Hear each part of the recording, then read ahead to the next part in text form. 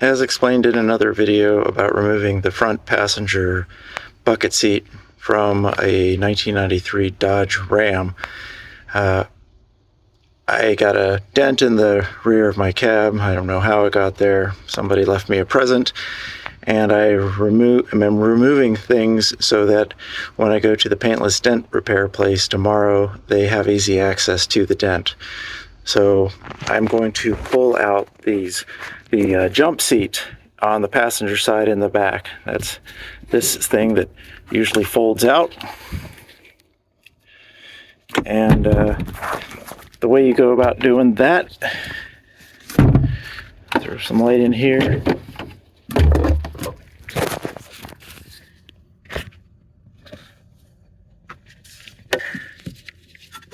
There's a stud here. And on the opposite side, right there, is another stud that hold the base of the seat to the cab. Now there's no way to turn those; they're locked in place. So what we need to do is go under the cab and remove a couple of nuts that are holding it in place. All right, I'm rolling under the cab now. I didn't mention earlier, this is an extended cab, so it has the space behind the front seat that is not found in the regular cab. And here we have those two threaded studs coming through from the seat above, and it really is just as simple as taking off these nuts. These nuts.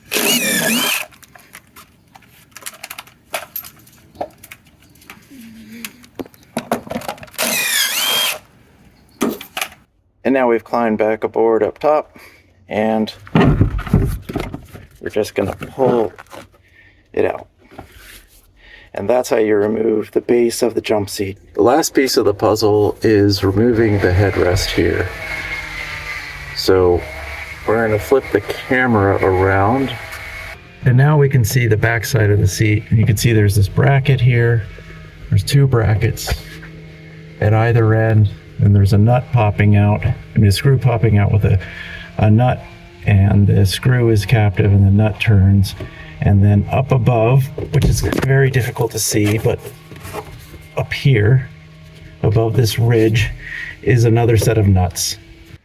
Now that we have everything off, this is the headrest sitting on my workbench, and you can see here are the two posts, and then the other two posts.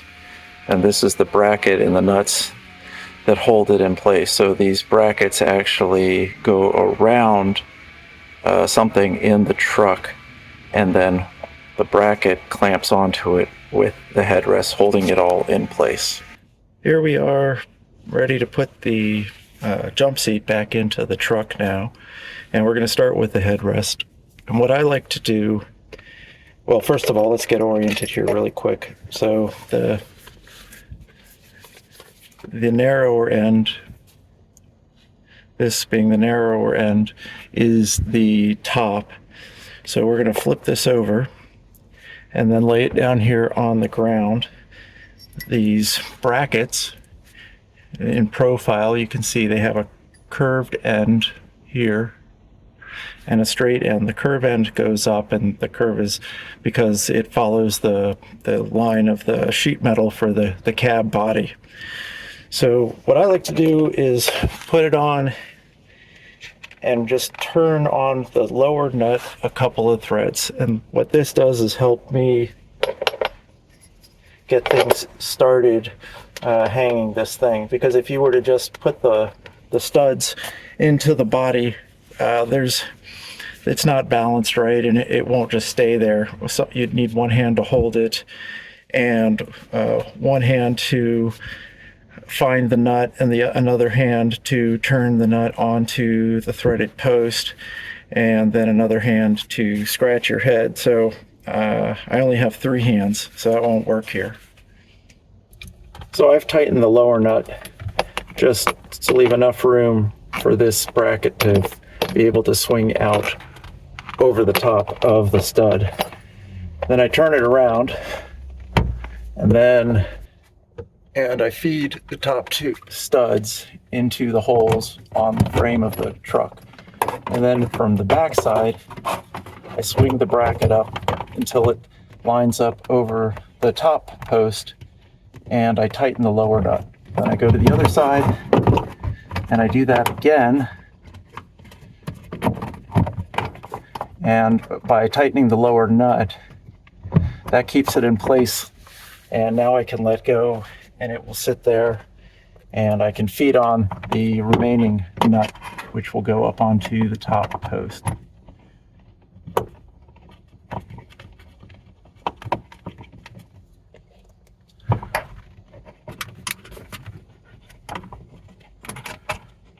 It's still not easy, but it's a pretty good way to do it without getting overly frustrated.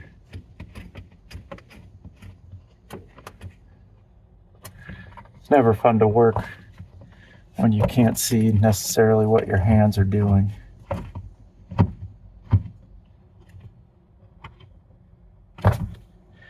Right, then we've got our 3/8 millimeter ratchet, and to kind of tighten these up.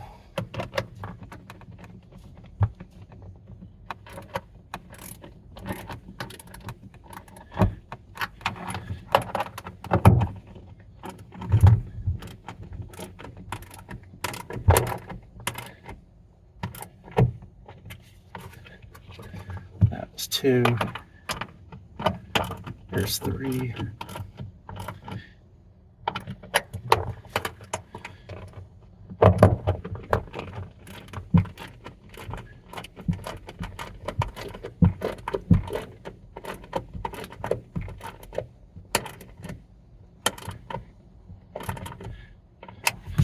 All right, now we're snug. With the headrest in place, we can now mount the seat that's part of the jump seat. So recall that it has a pair of posts which feed through holes in the base of the cab, and then we just have some nuts underneath that we have to crawl under the truck and feed on and tighten down. So the holes are right here, one here, just behind the seat belt mount.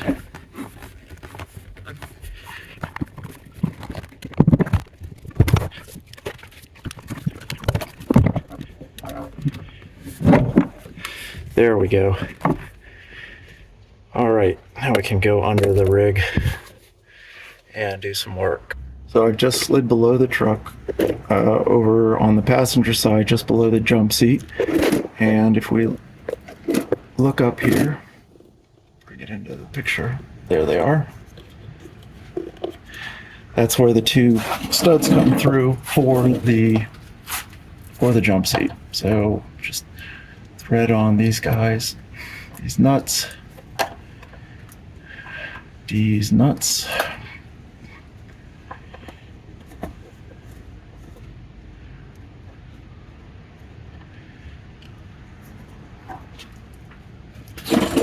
And I use my impact driver to get these things tightened up.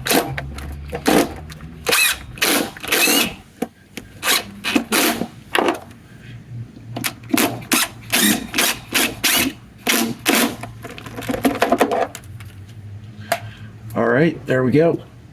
And now that we've got this bolted in place, swing it up, put the arm down, drop the mat back in place, and we are good to go. That brings us to the conclusion of this video on removing the jump seat from my 1993 Dodge W250 and installing the jump seat.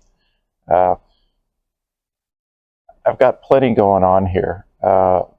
There's no shortage of projects, from motorcycles to machine tools to trucks and cars, not to mention my 82-year-old mother-in-law's 1954 Chevy C100 half-ton. I've been working on that off and on this year.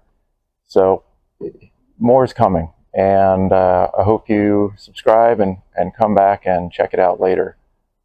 Appreciate you coming by and really appreciate your interest. Okay, so long for now.